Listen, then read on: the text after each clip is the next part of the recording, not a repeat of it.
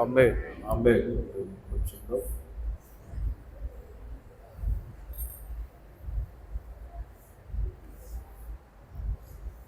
Bible గ్రంథంలో మన శుద్ధీకరణ కొరకు కొన్ని మాటలు మనం చదువుకొని ప్రార్థన చేసుకుంటాం. కొరింథీయులకు రాసిన రెండవ పత్రిక కొరింథీయులకు రాసిన రెండవ పత్రిక 5వ అధ్యాయం 18 వాక్యం నుండి మనం చదువుకుందాం. అపోస్తలుడైన పౌలు కొరింథీయులకు రాసిన రెండవ పత్రిక 5వ అధ్యాయం 18వ వాక్యం నుండి మనం చదువుకుంటాం. సమస్తమును దేవుని వలనైనవి,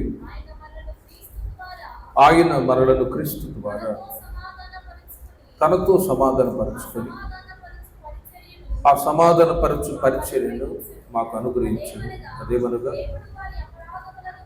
దేవుడు వారి అపరాధములను వారి మీద మోపక క్రీస్తునందు లోకమును తనతో సమాధానపరచుకోవచ్చు ఆ సమాధాన వాక్యమును మాకు అప్పగించను. కావున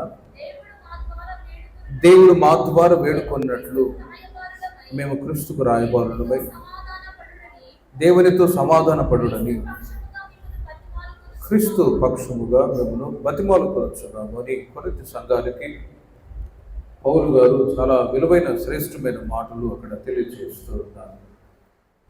ఈ కొరింథీ సంఘస్థులు వాళ్ళు రక్షించబడి బాప్తిసం తీసుకొని ఇలాగే దేవుని సన్నిధికి వచ్చే దేవుని ప్రజలు వాళ్ళు ఆత్మీయంగా బలపరచబడాలని, శుద్ధీకరించబడాలని, ఆశీర్వదించబడాలని, ప్రభు రాకడికి సిద్ధపరచబడాలని పత్రికల్లో చాలా శ్రేష్టమైన మాటలు పౌలు గారు కొరింథీ సంఘానికి తెలియజేశారు. సంఘం పరిపూర్ణతలోనికి రావటానికి, ప్రభు రాకడలో ఎత్తబడటానికి ముఖ్యమైన ఒక కార్యం ఏంటంటే శుద్ధీకరణ. శుద్ధీకరణ ఉన్నప్పుడు ఖచ్చితంగా దేవుని ప్రజలైన వాళ్ళు ఒక రోజున దేవుని యొక్క ముఖ దర్శనాన్ని చూడగలరు. సాధారణంగా ఒక జాబ్కి లేక ఉద్యోగానికి వెళ్తున్నప్పుడు ఇంటర్వ్యూకి వెళ్తే అక్కడ వాళ్ళు ఇంటర్వ్యూలో పరీక్షిస్తారు. ఏదైనా కోర్టు కేసు ఉందా అని అది కూడా పరిశీలిస్తారు. ఒకవేళ ఉంటే వెంటనే జాబ్ ఇవ్వటానికి నిరాకరిస్తారు. అదే ఒకవేళ బయట దేశాలకు వెళ్ళాలన్నా కూడా ఇమిగ్రేషన్ వాళ్ళు చెక్ చేస్తారు. నువ్వు ఈ దేశానికి వస్తున్నావు కదా అని వాళ్ళు ఇచ్చినటువంటి అప్లికేషన్స్ ఇంకా పరిశీలిస్తారు. ఇమిగ్రేషన్లో వాళ్ళు సిస్టంలో చెక్ చేసినప్పుడు ఆ ఆధార్ కార్డు మీద ఆ నంబర్ని చెక్ చేసి చూసినప్పుడు వాళ్ళ కుటుంబాలలో కానీ వాళ్ళ జీవితాల్లో కానీ ఏదైనా ఒక కోర్టు కేసు, ఏదైనా క్రిమినల్ కేసు ఉందనుకోండి, వెంటనే వాళ్ళు అక్కడే ఆపేస్తారు. నువ్వు ఈ దేశానికి రావడానికి వీలు లేదు, నువ్వు క్రైమ్ చేసావు, ఒకవేళ మా దేశానికి వస్తే ఇక్కడ ఏదైనా చేస్తావేమో కాబట్టి నీకు అవకాశం లేదు అని అక్కడే ఆపేస్తారు. ఇలా లోకంలో చాలా చోట్ల గమనిస్తూ ఉంటాం. క్రైమ్స్, క్రిమినల్ వాళ్ళని ఏ ఒక్కరూ యాక్సెప్ట్ చేయరు. ఉద్యోగానికి వెళ్ళినా కూడా పరీక్షిస్తారు. ఇతరులో ఏదైనా ఫాల్ట్స్ ఉన్నాయా, ఏదైనా క్రిమినల్ కేసులు ఉన్నాయా, మంచివాడా కాదా. ఒకవేళ మంచివాడుగా ఉంటే వాళ్ళు ఏం చేస్తారంటే వెనువెంటనే ఉద్యోగాన్ని ఇస్తారు. ఇలా లోకంలోనే మనిషి యొక్క జీవితంలో కొన్ని ఫాల్ట్స్ లేకపోతే వాళ్ళ వీక్నెస్ ఉన్నప్పుడు ఇతర మనుషులు త్రోసికొచ్చితే, ఇంకా వివాహ విషయంలో కూడా మీరు చూస్తూ ఉంటారు, పెళ్లి సంబంధాలు మాట్లాడుతూ ఉంటారు. సడన్గా పెళ్లి సంబంధం కొన్నిసార్లు ఆగిపోతూ ఉంటుంది. ఏంటి అంటే అబ్బాయి మంచోడు కాదట, అమ్మాయి మంచిది కాదట అని ఇలా వాళ్ళలో ఉన్న ఫాల్ట్స్ని వెతుక్కొని రిజెక్ట్ చేసే వాళ్ళు కూడా ఈ రోజుల్లో చాలామంది ఉన్నారు. ఆ రోజుల్లో గురుడిగా మాటల ద్వారా నమ్మేవాళ్ళు ఈ రోజుల్లో లేటెస్ట్గా వాళ్ళు బ్లడ్ టెస్ట్ కూడా చేస్తూ ఉన్నారు. ఈ అబ్బాయికి అమ్మాయికి ఏ జబ్బు ఉందో ముందుగానే పరిశీలించుకొని ఆ తర్వాతే వివాహాలు కూడా జరిగిస్తున్నారు కొన్ని పెద్ద పెద్ద మెట్రోపాలిటన్ సిటీస్లో. ఇలా మనిషి జీవితంలో, తోటి మనిషి జీవితంలో కొన్ని చెడు కనిపించినప్పుడు ఆ వ్యక్తిని ఎవరు ఇష్టపడరు, త్రోసిపుచ్చే పరిస్థితుల్లో లోకం కొనసాగుతూ ఉంటే పరలోకంలో ఉంటున్న దేవుడు కూడా ఎలా యాక్సెప్ట్ చేస్తాడో ఆలోచించాడు. ఆయన చేర్చుకోవటానికి అవకాశం లేనే లేదు. కాబట్టి ఆనాడు అపోస్తలుడైన పౌలు గారు కొరింథీ సంఘానికి వచ్చి అక్కడ దేవుని ప్రజలకు దేవుని మాటలు తెలియచేసి వాళ్ళను పరిశుద్ధపరచాలని, శుద్ధీకరించాలని కావలసిన విలువైన మాటలు తెలియచేశారు. వాటిలో ఇక్కడ పౌలు గారు చెప్తున్నారు, సమస్తమును దేవుని వలనైనవి, ఆయన మనలను క్రీస్తు ద్వారా తనతో సమాధాన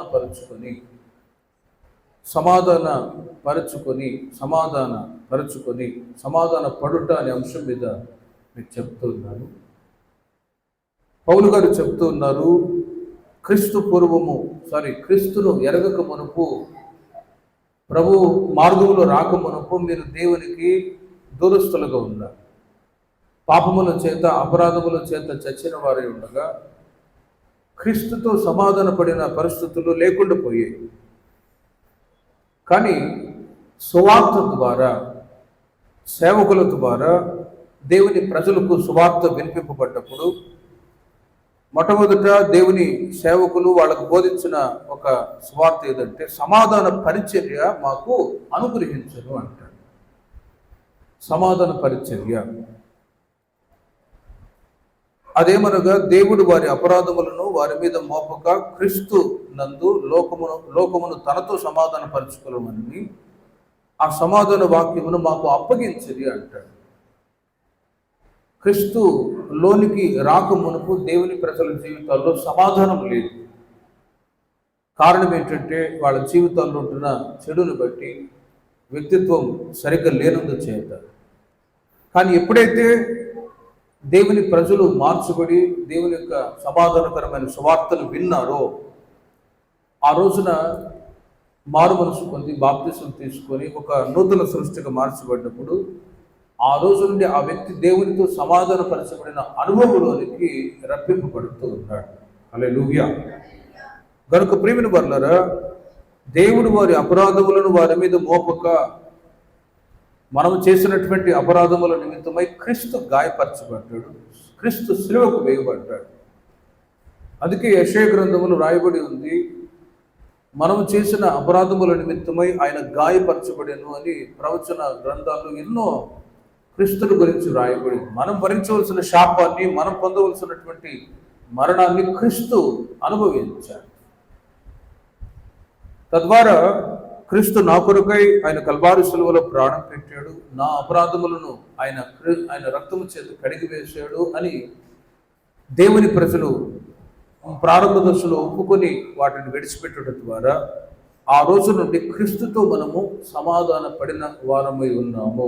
హల్లెలూయా. గనుక ప్రియమైన వారలారా, ఈ రోజున దేవుని ప్రజలైన మనము దేవునితో సమాధాన పడిన పరిస్థితుల్లో ఉన్నాం. ఈ సమాధానాన్ని, దేవునికి మనకు మధ్యలో ఉన్న ఈ సమాధానాన్ని కడవరకు మనము కాచుకుందాము కాక. భౌతికంగా అసమాధానాలు ఉంటాయి మనుషుల మధ్యలో, కానీ దేవుని ఎదుట దేవునితో సమాధానాన్ని ఎప్పుడు కూడా పోగొట్టుకోకూడదు. దేవునితో ఉన్న సమాధానాన్ని పౌలు గారు అంటారు, దేవునితో సమాధాన పడునని క్రీస్తు పక్షముగా మిమ్మను బతిమాలుకొనుచున్నాను అంటాడు. ఈ మాటకు అర్థం ఏంటంటే, మరలా దేవుని సన్నిధికి వచ్చి మనమే పశ్చాత్తాపడి శుద్ధ హృదయాన్ని కాపాడుకున్న నిమిత్తమై ప్రార్థన చేసుకుంటూ ఉన్నప్పుడు దేవునితో సమాధాన పడే ఆ ఆలోచన ఈ విధంగా కలుగుతుంది. లేకపోతే మనస్సాక్షి కఠినమైపోయి వాతుపేయబడిన మనస్సాక్షితో ఉన్నప్పుడు సమాధాన పడే ఆలోచన ఉండదు. ఇంకా మీకు అర్థం అవ్వాలంటే సామెతల గ్రంథం రాయబడి ఉంది, ఒప్పుకొని విడిచిపెట్టువారు ధన్యులు అని రాయబడి ఉంది, కనికరాన్ని పొందుదురు అని రాయబడి ఉంది.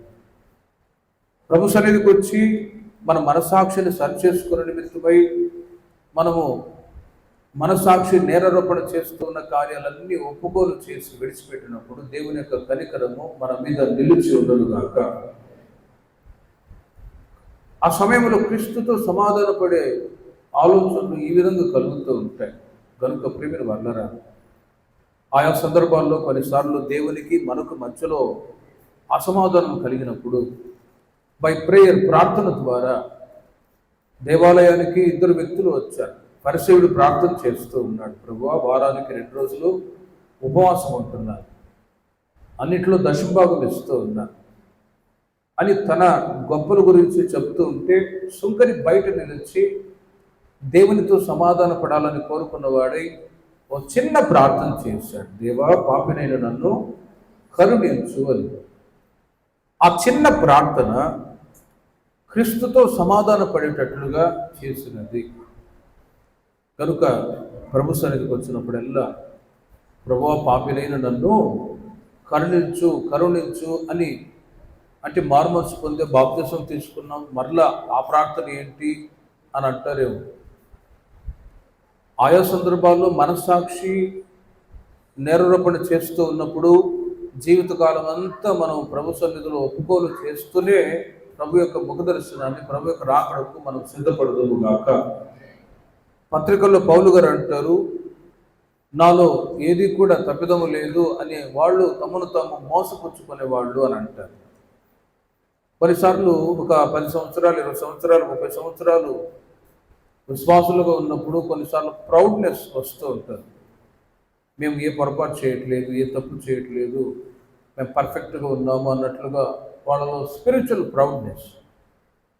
అందుకే ఎఫెసీ సంఘాన్ని, గలాతీ సంఘాన్ని పౌలు గారు అంటారు, మీరు కూడా ఒకవేళ తప్పిదములో పడతారేమో అని ఎరిగి ఒకరి నిమిత్తం ఒకరు ప్రార్థించుడి అనే ఆ మాటలు సంఘానికి తెలియజేస్తూ ఉన్నారు.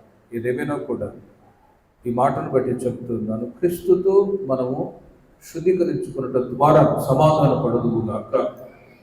శుద్ధీకరించుకున్నట ద్వారా దేవునితో సమాధాన పడతాం.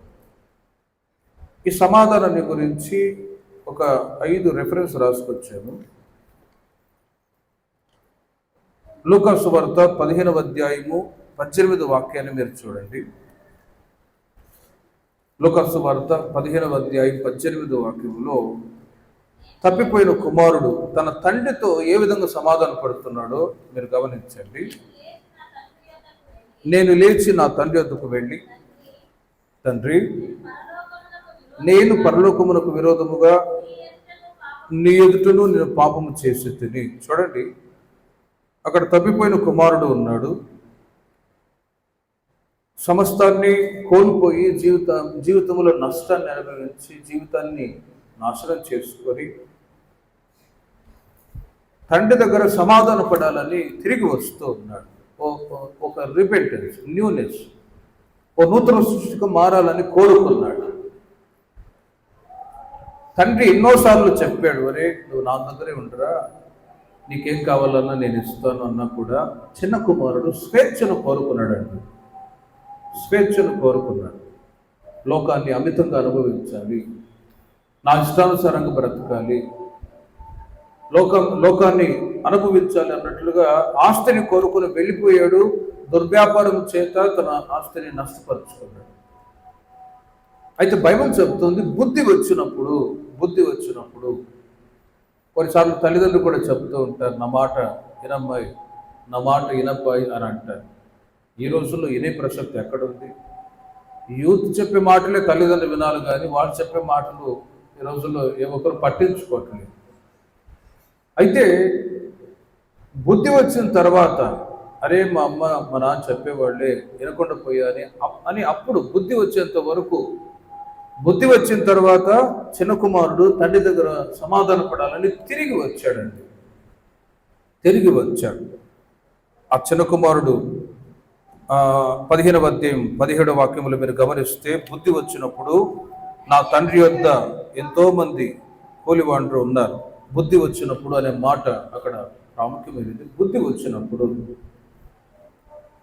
చిన్న వయసులో ఒక 6 సంవత్సరాలు, చిన్న వయసు ఒక 16 సంవత్సరాల్లో లేక 16 సంవత్సరాలు వచ్చినప్పుడు మంచి చెడుల అవగాహన కలుగజేసే జ్ఞానాన్ని దేవుడు ఇస్తాడు.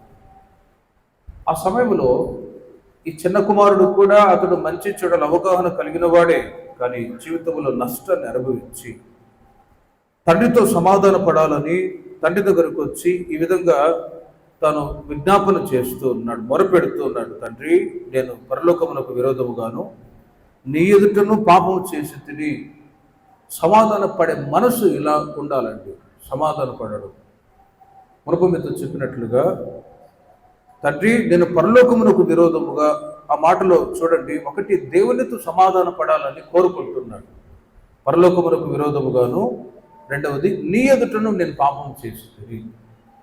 ఓ మంచి మనస్సాక్షి కొరకై సమాధాన పడే అనుభవాన్ని కోరుకున్నవాడై ఈ విధంగా ప్రార్థన చేస్తూ ఉన్నాడు. దేవుని ఎదుటను మనుషుల ఎదుటను నిర్దోషంగా జీవించాలని కోరుకున్నప్పుడు ఈ విధంగా మనం ప్రార్థించాలి. ప్రభువా, నీకు విరోధంగా, పరలోకమునకు విరోధముగాను నీ ఎదుట నేను పాపం చేసి తిని అని ఒప్పుకోలు చేస్తూ ఉన్నాడు. సమాధాన పడాలని ఈ మాటలు తెలియజేస్తూ ఉన్నాడు. 21వ వాక్యాన్ని కూడా చూడండి. తండ్రి, నేను పరలోకమునకు విరోధముగాను నీ ఎదుటను పాపము చేసి తిని, ఇక మీదట నీ కుమారుడను అనిపించుకున్నట్టుకు యోగ్యుడను కాను. ఎందుకంటే తండ్రి ఎంతో పర్ఫెక్ట్గా, నీతిగా, నిజాయితీగా, ఎంతో గౌరవంగా బ్రతికిన వ్యక్తి సడన్గా ఒకవేళ అతడు తొట్టిల్లిపోతే తల్లిదండ్రి బాధపడరా? నేను ఆ మధ్య మంచికొండలో సేవ చేస్తున్నప్పుడు ఒక తండ్రి గారు, ఒక కుటుంబంలో, వాళ్ళు చాలా పాత విశ్వాసులు. యేసన్న గారు కూడా ఆ ప్రాంతానికి వచ్చినప్పుడు వాళ్ళ ఇంటికి కూడా వచ్చారు. పిల్లలు ఫోటోలు కూడా తీశారు. వాడు, నేను అక్కడ ఉన్నప్పుడు వాడు 18 సంవత్సరాలు 20 సంవత్సరాలు ఉండొచ్చు. ఆ చిన్న వయసులో యేసన్న గారు వాడిని కూర్చోబెట్టుకొని ఫోటో తీశారు. అవన్నీ చూపించారన్న, వీడు ఏ విధంగానైనా సేవ చేయాలి, ఖచ్చితంగా బైబిల్ సెమినార్ పంపించండి అని వాళ్ళ ఆశ, తల్లిదండ్రి ఆశ. ఇంట్లో ఒక్కరైనా సేవ చేయాలి. నేను వాడిని చూడంగానే చెప్పాను, వీడు అన్ఫిట్, ఎందుకులేండి. అలాంటి సిమ్టమ్స్ అతనిలో లేవు. అంటే సేవ ఆసక్తి అలాంటివి లేవు, వద్దని చెప్పాను. వాళ్ళకేమో ఆసక్తి, అలా వీడిని పంపించాలి ఖచ్చితంగా అంటే సరే అని సంతకం పెట్టి బైబిల్ సెమినార్కి పంపించాం. ఒక వారం బాగున్నాడు. 2వ వారానికి వాడికి ఏమైందో అర్థం కాలేదు. డబ్బులు దొంగతనం చేశాం, మొబైల్ దొంగతనం చేశాం. వాళ్ళు వచ్చి కంప్లైంట్ ఇచ్చారు, ఫలాని అబ్బాయి. వెంటనే వాళ్ళ నాన్నని పిలిపిస్తే ఆయన చాలా బాధపడ్డాడు. అసలు వాడికి ఏ కొదువ లేకుండా చూసుకుంటూ ఉన్నారు వాళ్ళు. మరి నేను కూడా చెప్పేవారు, నీకేం కావాలన్నా నాకు చెప్పరా, ఇస్తాను. అయినా కూడా వాడు అంటాడు, నాకేమైందో తెలియదన్నా, డబ్బులు తీశారు, మొబైల్ దొంగతనం చేశాను అంట. ప్రేమిన వాళ్ళరా, ఎందుకు ఈ మాట చెప్తున్నానంటే, తల్లిదండ్రి ఒక మంచి అభిప్రాయం కలిగి వాళ్ళని నడిపించబడాలని కోరుతున్నప్పుడు వాళ్ళలో సరైన ఒక మార్పు లేని పరిస్థితుల్లో ఏమి చేయలేని పరిస్థితి. తండ్రి కూడా తప్పిపోయిన కుమారుడు తన జీవితంలో నష్టాన్ని అనుభవించినప్పుడు మొదట హెచ్చరించాడు, చెప్పాడు, అయినా వినలేదు. తొట్టిల్లిపోయి జీవితంలో నష్టాన్ని అనుభవించిన తర్వాత బుద్ధి వచ్చింది. ఇప్పుడు మరలా నూతన పంచుకోవటానికి తండ్రి దగ్గరికి వచ్చి ప్రార్థిస్తూ ఉన్నాడు. తండ్రి, నేను పరలోకమునకు విరోధముగాను నీ ఎదుటను పాపము చేసి నీకు మీదట నీ కుమారుడను అనిపించుకున్నట్టుకు యోగ్యుడను కాను. ఇటు మనస్సును దేవుడు కోరుచూ ఉన్నాడండి. కృపాకాలపు చివరి దినాల్లో ఉన్నాం. వాక్యాన్ని లోతుగా ధ్యానిస్తే ఈ కృపాకాలపు అంతములో ఉండగా ప్రభు సన్నిధిలో ఓ మంచి మనస్సాక్షిని ఒకవేళ కోల్పోయి ఉంటే ఆ మంచి మనస్సాక్షి కొరకు ప్రతిరోజు పశ్చాత్తాపడి ప్రార్థన చేసుకుంటూ ఉండాలి. కనుమూసేంత వరకు, ప్రభు రాకడ వరకు. ఆఖరి సమయంలో, కనుమూసే సమయంలో ఒకవేళ అనారోగ్యంతో మంచాన పడి యేసయ్యా నన్ను క్షమించు అని ఆ సమయంలో కూడా ప్రార్థిస్తే తప్ప పరలోకానికి వెళ్ళలేదు. కాబట్టి బలలో పాల్పొందటానికి మాత్రమే కాదు, ప్రభు రాకడ సమీపిస్తూ ఉండగా ఆయన ఎదుట నిలవబడటానికి కూడా ఈ మంచి మనస్సాక్షి లేక సమాధాన పడే అనుభవం దేవుని ఎదుట మనమందరము కలిగి ఉందము గాక. పరలోకంలో ఉంటున్న తండ్రి ఆయన జాలు కలిగిన వాడు, కనికరం కలిగిన వాడు. ఆయన తనతో సమాధాన పడాలనే అవకాశాలు ఇస్తూ ఉంటాడు. 1 2 సార్లు అంతే, తర్వాత ఇక సమాధానం ఉండదు. ఎంత ప్రేమ కలిగిన వాడు అంతే, ఉగ్రత కలిగిన వాడు అని ప్రవక్తల గ్రంథాల్లో రాయబడి కనుక ఈ కృపాకాలపు ఈ చివరి దినాల్లో ఉండగా తండ్రి అయిన దేవుని కుమారుడిని యేసుక్రీస్తుతో మనమందరము ఎల్లప్పుడూ సమాధానము కలిగి ఉందము గాక. ఆత్మీయ జీవితంలో ఒకవేళ తొట్టిల్లిపోయిన పరిస్థితులు ఉంటే నూతన పరచుకోవాలి, రిన్యూ చేసుకునే మనస్సు. లేకపోతే ఆ మనస్సాక్షి చెడిపోయి కఠినమైపోయి ఇంకా భ్రష్ట మనస్సుకు దేవుడు అప్పగించే పరిస్థితులు వస్తాయని రాయబడి ఇశ్రాయేలు ప్రజలు ఆనాడు దేవుని యొక్క మాట వింటూ ఉన్నారు ప్రారంభ దశలో. కొంతకాలం తర్వాత విననప్పుడు బైబిల్లో ఆ మాటలు చదివితే భయం వేస్తుంది. దేవుడే స్వతహా శత్రువుల చేతికి అప్పగించాడు, మిద్యానీయుల చేతికి, ఫిలిష్తీయుల చేతికి. ఇంకా ఆనాడు అమాలేకులు ఉన్నారు, వాళ్ళ శత్రువుల చేతికి దేవుడే స్వతహా అప్పచెప్పాడు. అవత హైదరాబాద్లో ఒక అతను ఒక వ్యక్తిని చంపితే అతడు చేసిన నీచ కార్యాన్ని బట్టి వాళ్ళమ్మ చెప్పింది, వీడు భయంకరమైన నీచ కార్యం చేశాడు, వీడిని ఉరిశిక్ష వేయండి అన్నది సొంత తల్లి. ప్రేమిన వర్లరా, ఒక్కసారి ఆలోచించండి. ఇలా లోకంలో మనుషుల యొక్క వ్యక్తిత్వాలు, పిల్లల జీవితాల్లో ఒక రాంగ్ ఇన్ఫర్మేషన్ కనిపించినప్పుడు వాళ్ళే తృణీకరిస్తే పరలోకంలో ఉన్న దేవుడు ఆయన మనల్ని తృణీకరించే దేవుడు కాదు, కానీ అవకాశం ఇస్తాడు సమాధాన పడాలని. చిన్న కుమారుని వలె మనము ఎల్లప్పుడూ దేవుని సన్నిధికి వచ్చి నూతన పరుచుకొని కనుమూసేంత వరకు, ప్రభు రాకడ వరకు మంచి మనస్సాక్షిని కాపాడుకుందాముగాక. మత్తయి సువార్త 26వ అధ్యాయము 75వ వాక్యాన్ని మీరు చూడండి. మత్తయి సువార్త 26వ అధ్యాయము 75వ వాక్యములో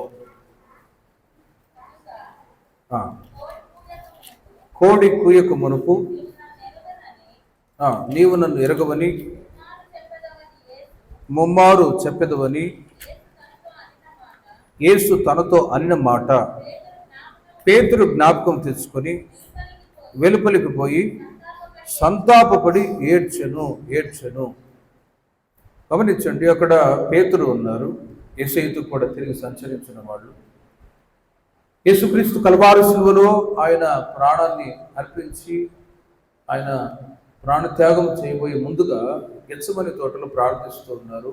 అంతకు ముందే యేసుక్రీస్తుని తీసుకుని వెళ్ళి శిలువకు వేయబోతూ ఉన్నారు, అప్పగిపోతున్నారు అనే సంగతులు ముందుగా శిష్యులతో చెప్పారు.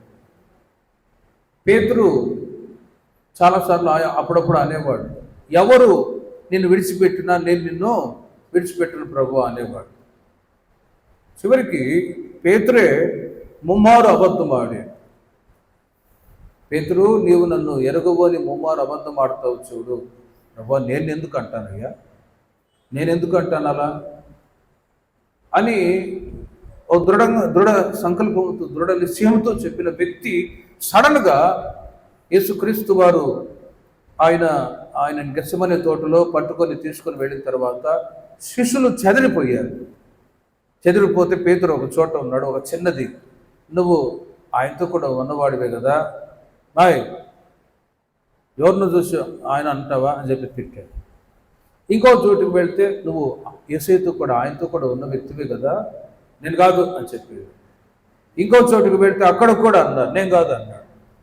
ప్రేమిని వర్లరా, యేసుక్రీస్తుకు తెలుసు ముందుగానే నీవు నన్ను ఎరగవు అని ముమ్మారు అబద్ధం ఆడతావు చూడు అన్నప్పుడు ఆ విధంగానే జరిగింది. కానీ ప్రేమిని వర్లరా, పేతురు ఆయన కన్నీళ్లు విడిచాడు. ఆ మాటను మరి ఒకసారి చదవండి. 26వ అధ్యాయము 75వ వాక్యములో చూడండి. కోడి కూయకు మునుపు నీవు నన్ను ఎరగవని ముమ్మారు చెప్పెదవని యేసు తనతో అనిన మాట పేతురు జ్ఞాపకం తెచ్చుకొని వెలుపలికి పోయి సంతాపపడి ఏడ్చెను. ఒకవేళ కఠినమైన మనస్సాక్షి కలిగి ఉంటే ఇస్కరియోతు యూదా వలె పట్టుకుపోలేలే, నాకెందుకులే ఆయన గురించి అని కఠినంగా ఉండేవాడు. యూదా అయితే కఠినమైన మనస్సాక్షి కలిగి యేసయ్యను 30 వెండి నాణ్యాలకు అప్పచెప్తే తీసుకుని వెళ్ళారు సిలువ వేయటానికి. కానీ పేతురు ముమ్మారు అబద్ధం ఆడుతూ చూడు, అప్పుడు కోడికి వస్తుందంటే ఆ మాట నెరవేర్చబడగా పశ్చాత్తాపడుతూ ఉన్నాడు. పేతురు జ్ఞాపకం తెచ్చుకొని వెలుపలికి పోయి సంతాపపడి ఏడ్చెను. అయ్యో, యేసయ్యనే నేను ఎరుగనని ముమ్మారు అబద్ధమాడాను కదా అని మనస్సాక్షి నేరారోపణ చేసి పశ్చాత్తాపడేటట్లు చేసింది. ఈ మనస్సాక్షి నేరారోపణ చేయడము అంటే రక్షించబడి బాప్తిసం తీసుకొని పరిశుద్ధాత్మ అభిషేకాన్ని పొందినప్పుడు ఓ మంచి మనస్సాక్షిని దేవుడు ప్రతి ఒక్కరికి అనుగ్రహించుదురుగాక. మనస్సాక్షి ఆయా సందర్భాల్లో నేరారోపణ చేసేది. ఏదైనా ఒక అబద్ధం ఆడినా, ఏదైనా ఒక తప్పు మార్గంలో నడిపించబడ్డ వెంటనే గద్దిస్తుందండి. గద్దించిన ఇస్కరియోతు యూదా వినకుండా మనస్సాక్షిని కఠినపరుచుకున్నాడు. చివరికి ఉరివేసుకొని చచ్చిపోయే పరిస్థితి వచ్చింది. కానీ పేతురు యొక్క మనస్సాక్షి గద్దించినప్పుడు ఏం చేశాడు? వెలుపలికి పోయి సంతాపపడి ఏడ్చాడు. ప్రభువా, నన్ను క్షమించయ్యా అని. ఎప్పుడైతే పేతురు జ్ఞాపకం చేసుకొని ఆయన పడిన పశ్చాత్తాపాన్ని తలంచి ఆ దేవుడు యేసుక్రీస్తు వారు ఆయన పొరపాటుని క్షమించాడు. పశ్చాత్తాపడటం ద్వారానే మనస్సాక్షి శుద్ధి చేయబడుతుంది. సమాధాన పడే ఆలోచన దేవుడు మనకు దయచేయగలగాక. వాక్యం చెప్తుంది, ఎవరైనా ఇద్దరు సహోదరులు ఒకరి మధ్యలో ఒకరికి అసమాధానం, ఏదైనా పొరపాటు జరిగి ఉంటే, అసమాధానంతో ఉంటే, ఫలాని సందర్భంలో అసమాధాన పడి ఉన్నాము అన్నప్పుడు సడన్గా గుర్తుకొచ్చినప్పుడు వెంటనే వెళ్ళి సారీ బ్రదర్, సారీ సిస్టర్ అని సమాధాన పరిచే ఆ పరిచర్య మనది. హల్లెలూయా. సమాధాన పడే పరిచర్య మేరకు ఉండేవారు. ప్రేమకు కూడా చిన్నపిల్లలు ఎవరు కూడా వాళ్ళని కూడా సారీ క్షమాపణ కోరే ఆ మనస్సు చూడండి. పెద్దవాళ్ళు నేర్పించిన అనుభవాలు. ఈ యొక్క రిలీజియస్ ఫీల్డ్లో ఈ సమాధాన పడే మనసు చాలా ప్రాముఖ్యమైనది. కోపపడుడి కానీ పాపము చేయకుడి. భార్య భర్త మధ్యలో గొడవ వచ్చాయి, కుటుంబంలో కలహాలు వచ్చాయి. కోపము ఎంతవరకు ఉండాలి? సాయంత్రం వరకు, రాత్రి వరకే అంతే. నెక్స్ట్ మరుసటి రోజు వరకు ఉంటే ఆ కోపం పాపంగా మారింది. వెంటనే ఆ సమాధాన పడే మనస్సు, క్షమించండి అన్నప్పుడు చూడండి అక్కడ ఆ సమాధానము ఏలుబడి చేయునుగాక. కనుక జీవితంలో ఎన్నో సమస్యలు, పోరాటాలు వ్యక్తిగత జీవితంలో సహోదరుల మధ్యలో ఎదురవుతూ ఉంటుంది. ఈ క్షమించుకొని ఆ మనస్సు పొందుకొని మనం కొనసాగుతూనే ఉండాలి. ప్రభు రాకడ వచ్చేంత వరకు క్షమించే ఆ మనస్సు మనకు కావాలి. క్రీస్తు యేసు వలె. లూకా సువార్త 17వ అధ్యాయము 3-4 వాక్యాల్లో మీరు గమనిస్తే, మత్తయి సువార్త 17వ అధ్యాయము 3-4 వాక్యాలు చూడండి. మీ విషయమై మీరే జాగ్రత్తగా ఉండుడి. మీ సహోదరుడు తప్పిదము చేసిన యెడల అతని గద్దించుము. అతడు మారు మనసు పొందిన యెడల అతని క్షమించుము. 7 మార్లు నీ ఎడల తప్పిదము చేసిన యెడల 7 మార్లు నీ వైపు తిరిగి మారు మనసు పొందితినని అన్న యెడల అతని క్షమింపవలెను. 1 చిన్న కుమారుడు తండ్రితో సమాధాన పడ్డాడు. 2వది పేతురు పశ్చాత్తాపడి తన మనస్సాక్షిని శుద్ధీకరించుకొని కాపాడుతున్నాడు. 3వది ప్రేమిన వాళ్ళారా, ఇక్కడ యేసుక్రీస్తు వారు చెప్తూ ఉన్నారు, మీ విషయమే మీరే జాగ్రత్తగా ఉండుడి. నీ సహోదరుడు తప్పిదము చేసిన యెడల అతని గద్దించుము. అతడు మారు మనసు పొందిన యెడల అతని క్షమించుము. ఇంకా ఒకసారి ఒక వ్యక్తి అడిగాడు, ప్రభువా, ఒక వ్యక్తి నాతోటి సహోదరుడు పొరపాటు చేస్తే అసమాధానం ఒకటి ఎన్నిసార్లు క్షమించాలి అని అడిగాడు. యేసయ్య అంటాడు 70 ఏళ్ళ మారు మట్టుకు అని అంటాడు. మనిషి యొక్క ఆయుష్ ఎంత? 60 సంవత్సరాలు, అధిక బలం ఉంటే 70 సంవత్సరాలు అంతే. అంటే చచ్చేంత వరకు ఆ వ్యక్తిని నీవు క్షమిస్తూనే ఉండాలి అని బైబిల్ చెప్తుంది. హల్లెలూయా. ఉదాహరణకి బైబిల్లో ఆదికాండం 33వ అధ్యాయము 3-4 వాక్యాలు మీరు గమనిస్తే, యాకోబు ఏశావులు ఉన్నారు. వాళ్ళిద్దరి మధ్యలో అసమాధానం వచ్చింది.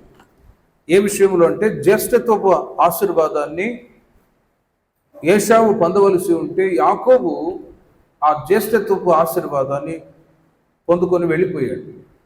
నెక్స్ట్ ఏశావు వచ్చి, నానా ఈ రుచికరమైన వంటను తిని నీవు నన్ను ఆశీర్వదించు అని అంటే, అరే ఇప్పుడే ఆశీర్వదించాను కదా అని తడివి చూస్తే ఆ రోమములు గలవాడు ఏశావు నేనే అని అబద్ధమాడి ఈ యాకోబు జ్యేష్ఠత్వపు ఆశీర్వాదాలు తీసుకుని వెళ్ళిపోయాడు.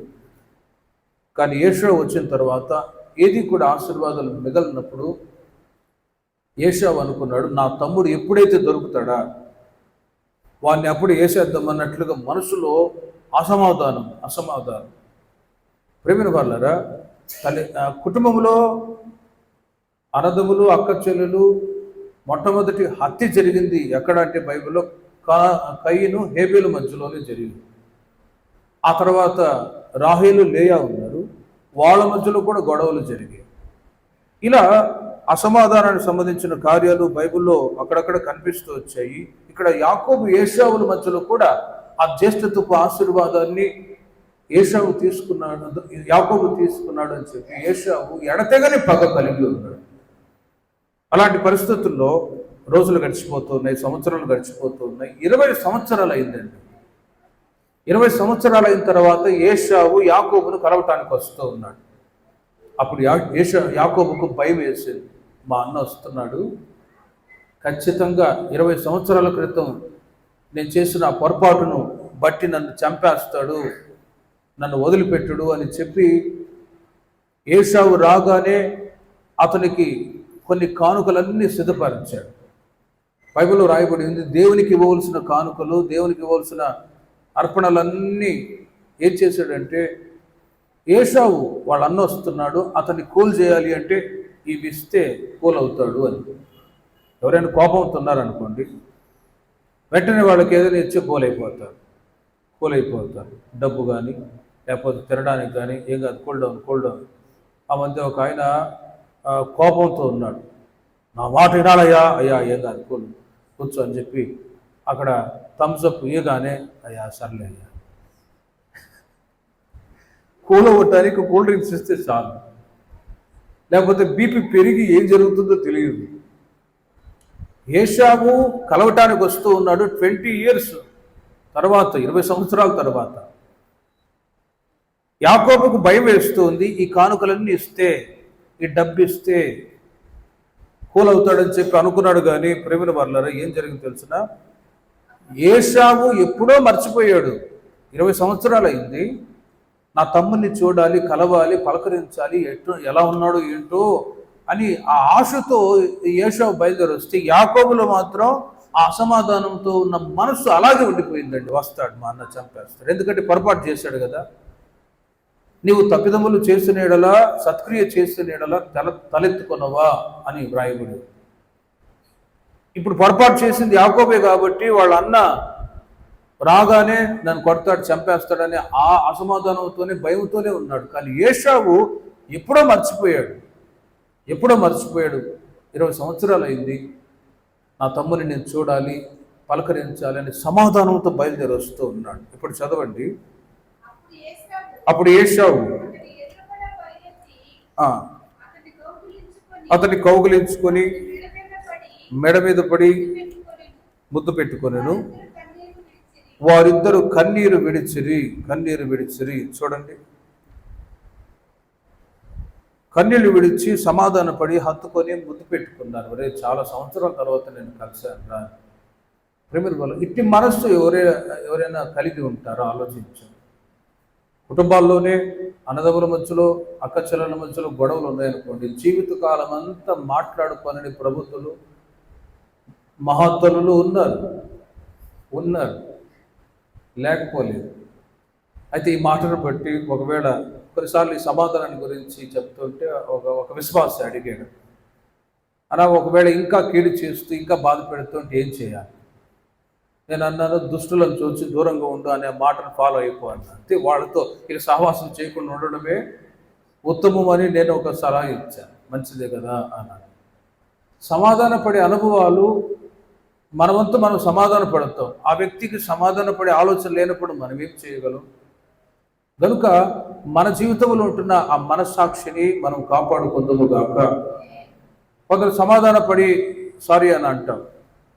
ఒక పాస్టర్ గారు చెప్పేవాడు, ఏమని సమాధాన పడాలి అన్నప్పుడు ప్రెజలాడ్ ప్రెజలాడ్ ప్రెజలాడ్ అని ఆ తేలు తోకెత్తి ప్రెజలాడ్ అంటుంది, టక్కున కొట్టేసింది అంతే. సమాధానంగా ఉన్నాను అనే అనుభవాలు ఉంటే టక్కున ఏదో ఒక మరలా సమాధానం. కాబట్టి అట్టివారితో సహవాసం చేయకుండా ఉండడమే మేలు అని ఒక ఆలోచన. కానీ ప్రియమైన వల్ల ఏదేమైనా కూడా వాక్యం చెప్తుంది, సాధ్యమైనంత వరకు అందరితో మనం సమాధానం కలిగి ఉంటాము కాక. ఏశావు తన తమ్ముడైన యాకోబుతో సమాధానం పడటానికి వచ్చాడు.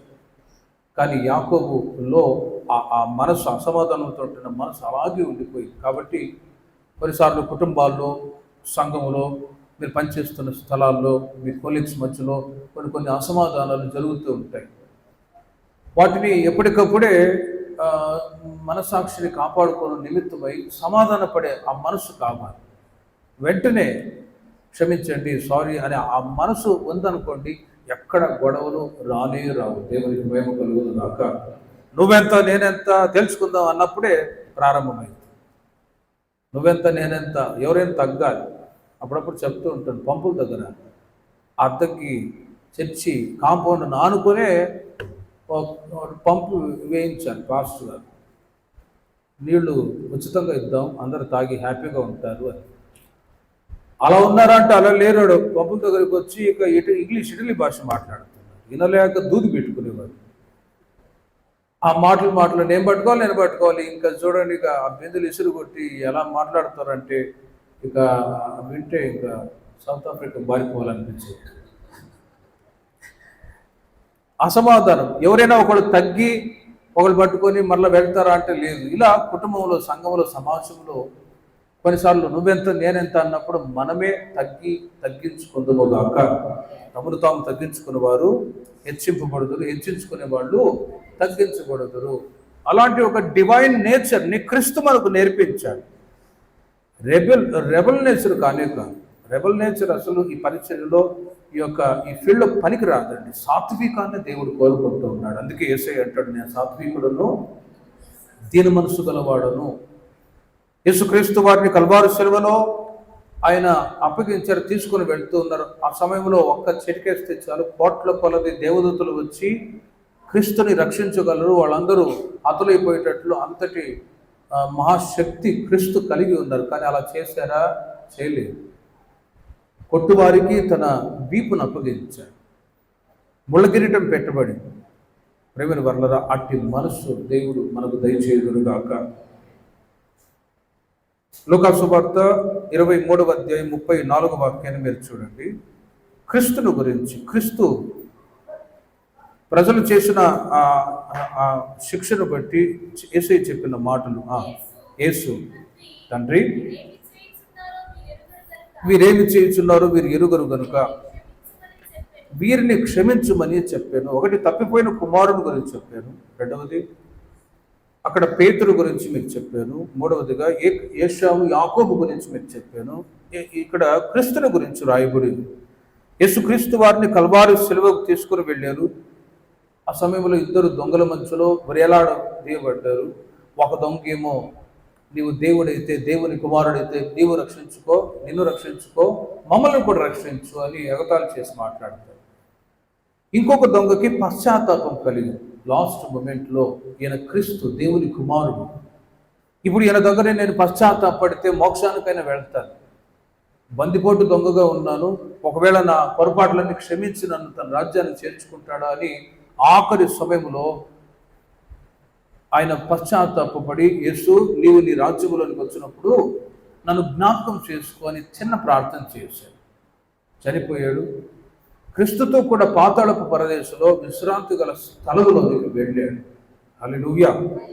ప్రియమైన వారలారా, ఆ లాస్ట్ మూమెంట్లో యేసుక్రీస్తు వారు కూడా ఆయన సిలువలో ప్రాణం పెడుతూ ఉన్న సమయంలో సిలువలో పలికిన 7 మాటలు, ఈ మాట కూడా, వీరేమి చేయుచున్నారో వారు ఎరుగరు గనుక వారిని క్షమించుడి.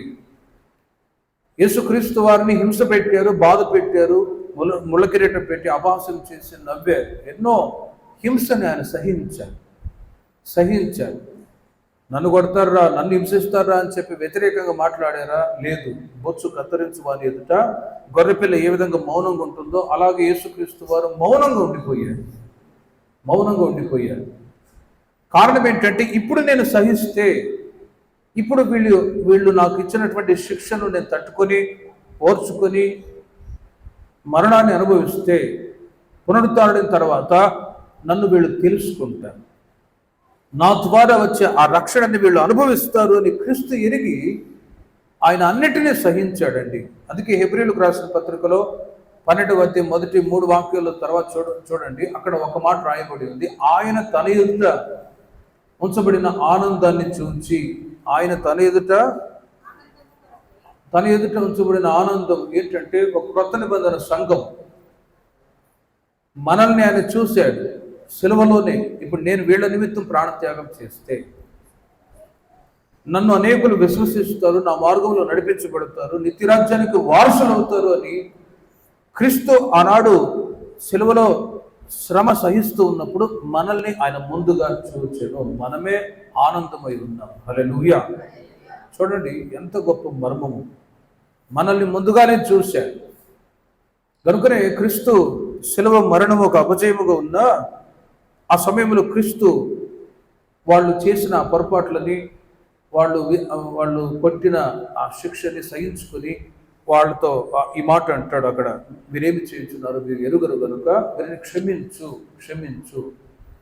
ఈ మాట చాలా మంది వాడిన వాళ్ళు కూడా ఉన్నారు. ప్రేమైన వాళ్ళని మనము కూడా ఈ మాట చెప్పగలమా?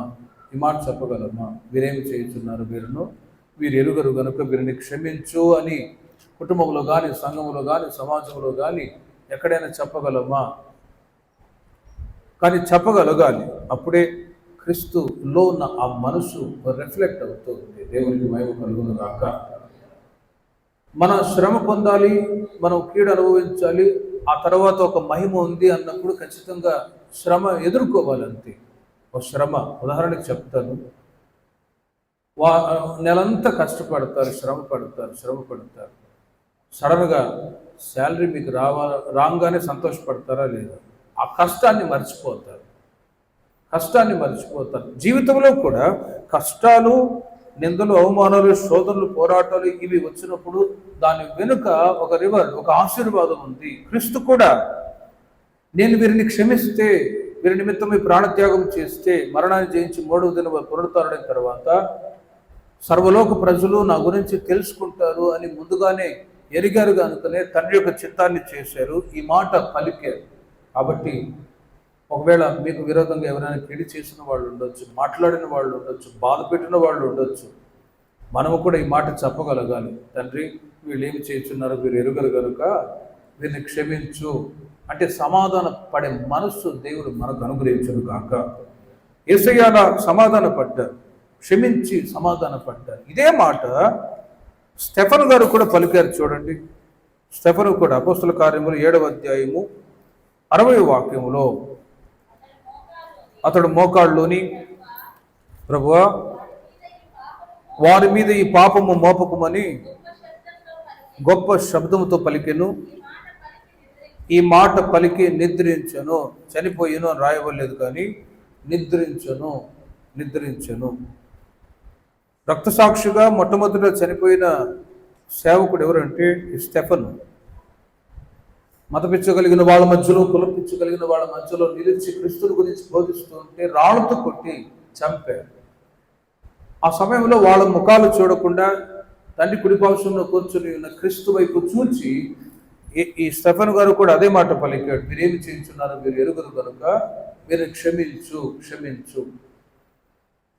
స్టెఫను కూడా ఒకవేళ తిరగబడి రాళ్ళు వేసే ఆలోచన వచ్చి ఉండవచ్చు. ఎప్పుడు వస్తుందంటే ఆ మనిషిని చూసినప్పుడు.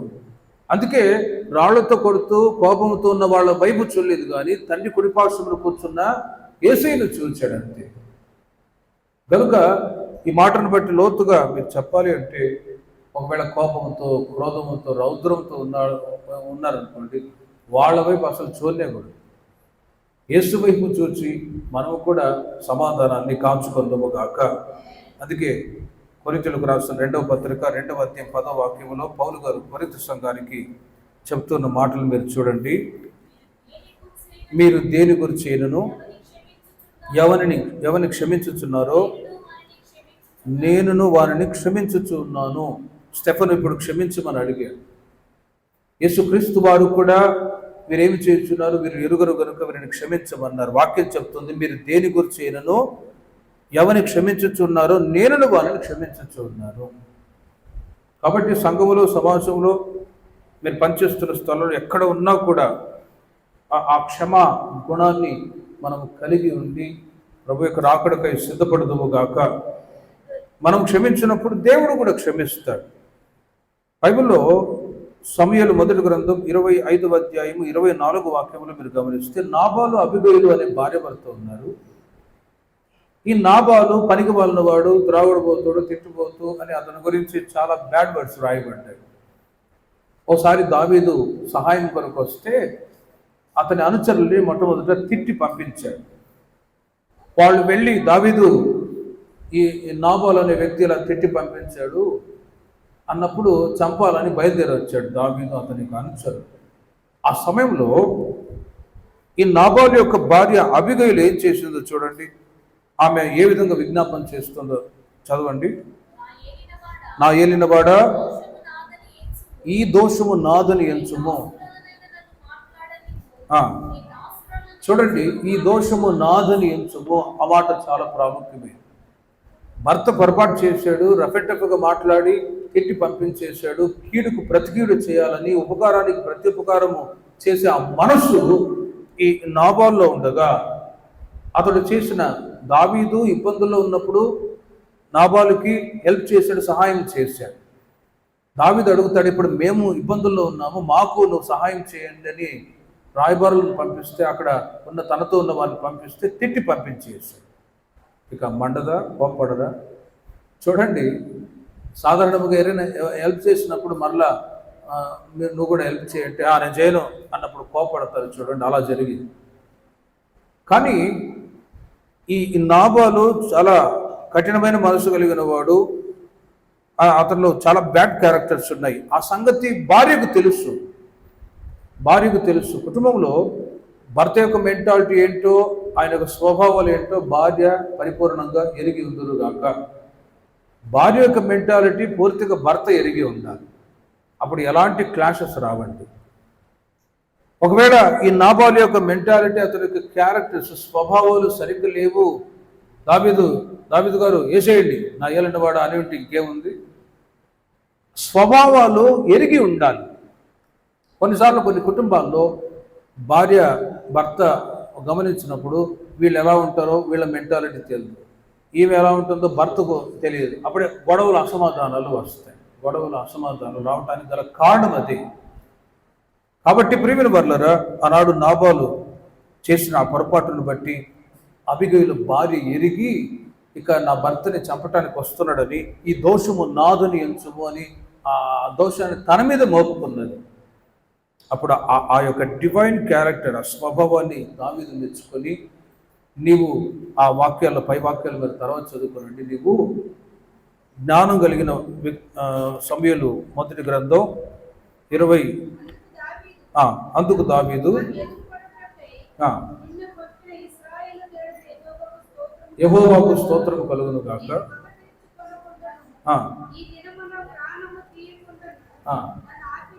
నన్ను ఆపినందుకై నీవు ఆశీర్వాదము నందుదువు గాక.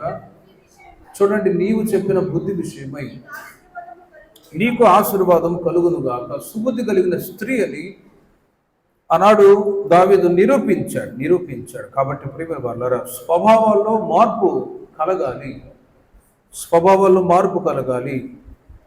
భార్య అబీగయలు అయితే అలాంటి క్షమాగుణము, మంచి మనసు కలిగి నడిచిందా? ఈ నాబాల్లో మార్పు లేకుండా చివరిగా హార్ట్ అటాక్ వచ్చి చనిపోయాడు అన్నట్లు ఆ వాక్యాల్లో రాయబడ్డాయి. గమనించాడు. ఎవరి స్వభావాలను బట్టే ఆశీర్వాదాలు, క్షేమం దాగి ఉంటుంది. నాబాలు తన స్వభావాలు మార్చుకొనకపోగా ఏ విధంగా చనిపోయాడు చూడండి. ఆ మాటను కూడా చూడండి. ఉదయమున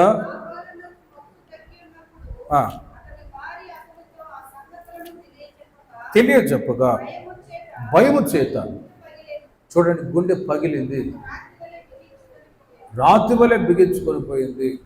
మరి అది ఎలా వర్ణించాలో మీరే వర్ణించుకోండి. ఆ గుండె పగిలిపోయింది, గుండె పగిలిపోయింది, బాంబ్ బ్లాస్టింగ్ లాగా బిగుసుకుపోయాడు. అలాగే వామ్మో ఇలా జరిగేదా? అతడు చేసిన పొరపాటును బట్టి క్షమాపణ అడిగినా కూడా చూడండి మరణం జరిగింది. పాత నిబంధన కాలంలో ఉన్న ఒక స్పిరిచువాలిటీ ఏంటంటే, పొరపాటు చేసినా కూడా క్షమాపణ అడిగినా కూడా దానికి తగిన శిక్ష ఆ రోజుల్లో ఖచ్చితంగా వాళ్ళు అనుభవించేవాడు. దావీదుతో దేవుడు అంటాడు, ఇదిగో నీవు చేసిన పొరపాటును బట్టి నీ పిల్లల నీ సంతతి వాళ్ళకి తరతరాల వరకు యుద్ధము ఉంటుంది అని చెప్పాడు. క్షమాపణ అడిగినా కూడా చూడండి, క్షమాపణ అడిగాడు, ప్రభు నాకు పొరపాటు అయింది అన్నాడా? అయినా కూడా ఆ శాపం అనేది అలాగే నిలిచి మీ పిల్లల వరకు, మీ తరతరాల వరకు యుద్ధము జరుగును గాక అన్నాడు. యుద్ధాలు జరుగుతూనే వచ్చాయి. కానీ ఈ కృపాకాలంలో మాటికి దేవుని ప్రజలైన మనం క్షమాపణ అడుగుతూనే ఉండాలి. ఎఫెసీయులకు రాసిన పత్రిక 2వ అధ్యాయం 16వ వాక్యములో అపోస్తలుడైన పౌలు గారు చెప్తున్నారు, తన సిలువ వలన ద్వేషమును సంహరించి దాని ద్వారా వారిద్దరిని ఏక శరీరముగా చేసి దేవునితో సమాధాన పరచవలనని ఇలాగో చేసిన కనుక ఆయనే మనకు సమాధాన కారకుడై ఉన్నాడు. తన సిలువ వలన ద్వేషమును సంహరించాడు. కాబట్టి ద్వేషము, పగ, ఈర్ష్య అనే స్వభావాల వలన ఈ రోజుల్లో యుద్ధాలు జరుగుతూ ఉన్నాయి. సమాధాన పడండి అని ఒకవైపు అమెరికా వాడు చెప్తున్నాడా? లేదు, అని వేసేయడమే, క్రొత్త బాంబులు తెచ్చిపెట్టుకొని వేసేయడమే. ఇలా యుద్ధాలు, నేరాలు, ఘోరాలు జరగటానికి మూల కారణం ఏంటో తెలిసిన ప్రపంచ దేశాల్లో సమాధాన పడే మనసు లేదు. సమాధాన పడే మనసు అస్సలు లేనే లేదు. కానీ దేవుని ప్రజలైన మనం సమాధానం కలిగి ఉందుముగాక. యెషయా గ్రంథం 59వ అధ్యాయం 2వ వాక్యాన్ని మీరు గమనిస్తే, మన ప్రార్థనకు కూడా జవాబు రావాలి అంటే శుద్ధీకరణ. మీ పాపములు మీకు మరుగుపరచను కనుక ఆయన ఆలకింపుకున్నాడు. మీ చేతులు రక్తము చేత, దోషము చేతను గనుక ఆయన సన్నిధిలో శుద్ధీకరణలో ఎవరికి వాళ్ళే పరిశుద్ధపరుచుకొని మంచి మనస్సాక్షిని కాపాడుకొని క్రీస్తుతో సమాధాన పడి ప్రభు యొక్క రాకడికై మనం సిద్ధపడదుగాక. ప్రార్థన చేసుకుందాం. విన్న వాక్యాన్ని బట్టి ఒక 2 నిమిషాలు ప్రార్థన చేసుకుని ముగించుకుందాం. స్తోత్రం తండ్రి, మంచి మనస్సాక్షిని మీరు అనుగ్రహించండి. సమాధాన పడే అనుభవం, తప్పిపోయిన కుమారుడు తండ్రి వద్దకు వచ్చి సమాధాన పడ్డాడు. అట్టి మనసును నాకు కూడా మీరు దయచేయండి. అందరూ ప్రార్థించారు. వాక్యపు వెలుగులో ఎవరికి వాళ్ళే సరిచేసుకునే సమయం ప్రభు, వాక్యం ద్వారా మీరు నన్ను సరిచేయండి. తండ్రి, నీ కుమారులను అనిపించుకోవటానికి నేను యోగ్యుడను కాదు అని తను తాను పశ్చాత్తాపడి తండ్రితో సమాధాన పడ్డాడు. పేతురు ముమ్మారు అబద్ధమాడినప్పుడు ప్రక్కకు వెళ్ళి పశ్చాత్తాపడ్డాడు. మనసాక్షి నేరపడి చేసింది కనుక యేసుతో సమాధాన పడే ఆ మనస్సు తనకు కలిగింది. ప్రభుత్వ మనస్సు దయచేయమన్నాడు. ఏశావు యాకోబును అన్నదమ్ములే, కానీ అసమాధానం. 20 సంవత్సరాల తరువాత ఏశావు సమాధానం పడటానికి వచ్చాడు. ద్వేషపు ఆలోచన యాకోబు కలిగి ఉన్నా కూడా ఏశావు ఎప్పుడు మర్చిపోయాడు. ప్రార్థించాలి. గతంలో ఒకవేళ మీకు ఎవరైనా కీడు చేసి ఉండవచ్చు, అదే ఆలోచనతో చింతతో ఉండకూడదని వాక్యం చెప్తుంది. మరచిపోయాను. వెనుకున్న వాటిని మరిచి ముందున్న వాటి కొరకు వేగిరపడే మనసు. ప్రార్థించాలి. ప్రభావానికి మనసు దయచేయండి. ఏశావు తన కీడు అనుభవించినా కూడా తమ్ముడైన యాకోబుతో సమాధాన పడ్డాడు. ప్రార్థించాలి. యేసయ్య కూడా ఆయనకు విరోధంగా హింసించిన వారిని, బాధ పెట్టిన వారిని, తండ్రి మీరేమి చేస్తున్నారు, మీరు ఎరుగరు కనుక వీరిని క్షమించు అన్నారు. మీకు విరోధంగా ఉంటున్న శత్రువులను మీరు క్షమిస్తే నేను కూడా వారిని క్షమిస్తానన్నాడు. అంటే క్షమాగుణం క్రైస్తవ్యంలో యేసయ్య చూపించి వెళ్ళిపోయాడు. అట్టి మనసును దయచేయమన్నాడు. స్టెఫెను కూడా క్రీస్తువలే తను రాళ్ళతో కొట్టి చంపిన వారిని కూడా క్షమించాడు. సమాధానం పడే మనసు దయచి మనసాక్షిని సరిచేయండి. శుద్ధ హృదయంతో ఉన్నప్పుడు నీవు నా ప్రార్థనకు జవాబు అనుగ్రహించే దేవుడు నాయన. అట్టి మనసాక్షిని దయచేయండి ప్రభు. అందరూ రెండు చేతులు ఎత్తి స్తోత్రాలు చెప్తాం. స్తోత్రం స్తోత్రం స్తోత్రం స్తోత్రం స్తోత్రం. రేపటి రోజున బలలో పాల్పొందటానికి ఒక మంచి మనస్సాక్షిని ప్రభు మనకు అనుగ్రహిస్తున్నందుకు స్తోత్రాలు చెప్తాం. స్తోత్రం స్తోత్రం స్తోత్రం స్తోత్రం స్తోత్రం స్తోత్రం. రేపటి ఆరాధనని కూడా ఆశీర్వాదాలని ప్రభు జరిపించినట్లు స్తోత్రాలు చెప్తాం. స్తోత్రం స్తోత్రం. తండ్రి కుమార పరిశుద్ధాత్మ త్రియేక దేవునికి స్తోత్రాలు చెప్తాం. స్తోత్రం స్తోత్రం. ప్రార్థన చేసుకుందాం. జీవాధిపతి మీకు స్తోత్రాలు.